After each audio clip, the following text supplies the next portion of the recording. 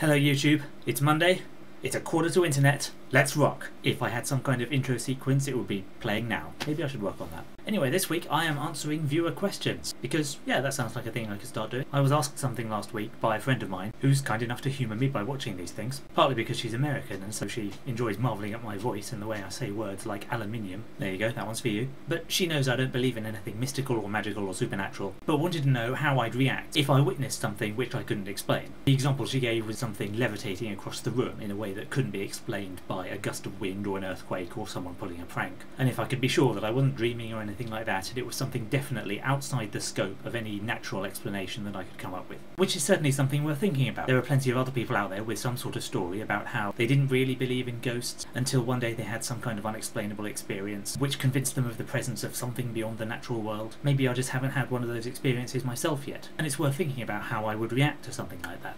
The first thing I'd say is that the bar for what can't possibly be explained by natural means deserves to be set a lot higher than people often do. There are a lot of people out there putting forward what they consider convincing evidence for some kind of phenomenon or other, who don't seem to be asking a lot before they're happy declaring that it must be a ghost or a UFO or whatever, as soon as there are some lights in the sky which they can't immediately identify as any particular type of aircraft. The leap is made all too easily, in some cases, that it must be some kind of alien spacecraft, when really I don't know most of what goes on in the sky or what it looks like or how it would be expected to move. So non-experts like me and most of these UFO witnesses really should be careful making judgments like that, particularly if something in the dark a great distance away, or which we only saw briefly out of the corner of our eye when turning around. A lot of the evidence for things like ghosts involve the spooky sounds they make, but a lot of the noises in my flat, from neighbours stomping on the floor or the pipes if you leave the heating on, can sound pretty spooky if they wake you up at 4 o'clock in the morning. And in fact the entire movement of spiritualism started in the 1840s with two sisters who later confessed to have made the ghostly noises themselves by cracking their knuckles or tapping their feet, and crediting it to some ethereal spirit. The point is, a big part of being a skeptic is understanding how you can be fooled, knowing the circumstances under which your senses and your intuitions can mislead you. It's often not about being intelligent so much as knowing the kind of traps that your mind can set for you. The example my friend gave was seeing something float across the room in a way it couldn't possibly do. But even then, you'd want the evidence to be pretty high before you'd accept something like that as a genuine case of unexplainable levitation. I think we may have just seen evidence of supernaturally bad cinematography. That was the worst special effect ever. Sorry, it was funnier in my head.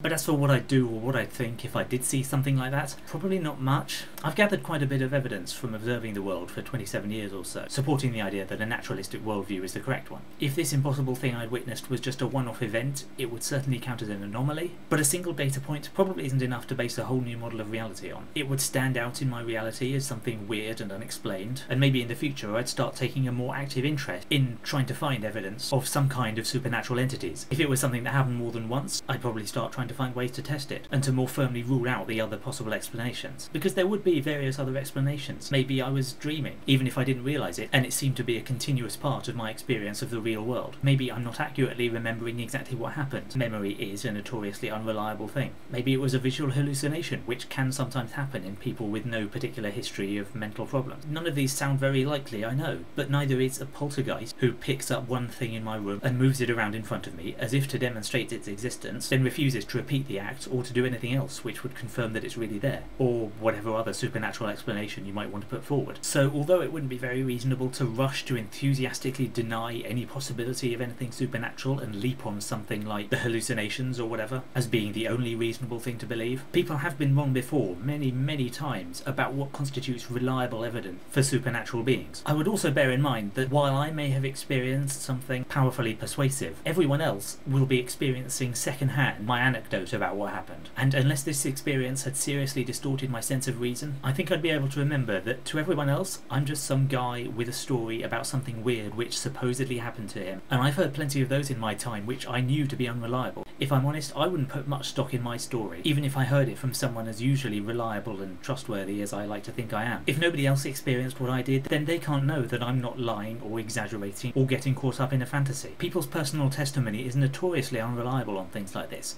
On April the 1st, 1976, Patrick Moore, the astronomer, went on the radio and said, as part of an April Fool's prank, that there was going to be some alignment of the planets that morning, which meant that the Earth's gravity would be reduced at exactly 9:47 a.m, and that if you leapt into the air at the right moment, you would feel noticeably lighter. And hundreds of people phoned in to say yes, they'd felt it. One woman said that she and her 11 friends had all lifted out of their chairs and floated around the room. I don't want to speculate as to why she might have said that, because it clearly didn't happen, but it's worth remembering that if some kind of floaty mug incident did happen to me, and everyone else didn't immediately take it at face value and accept whatever theory I put forward to explain it, they're probably not all being belligerent and stubborn and calling me a liar. They're probably just being reasonable in exactly the same way that I'd hope to, if I heard a similar story from someone else. I'm not sure how much I've actually answered the question of what I'd do if I saw something impossible happen. Probably all I'd really do is write down as much detail as possible while it was still a fresh memory, and start discussing it with as many people as I could. I post to my blog about it and ask for advice and suggestions of what might have been going on, or how I could investigate further, and maybe take a more active approach to trying to find other similar occurrences, while not settling on any particular decision as to what it was that I experienced. So I hope part of all that sort of felt like an answer to your question. If you have a question you'd like me to make a video about, or if you're American and would get a kick out of hearing me pronounce any particular words, feel free to leave a comment down there or make a video response of your own. At the moment I don't know what I'm going to do next week, so I could use the ideas. And it looks like that's all we've got time for, so bye.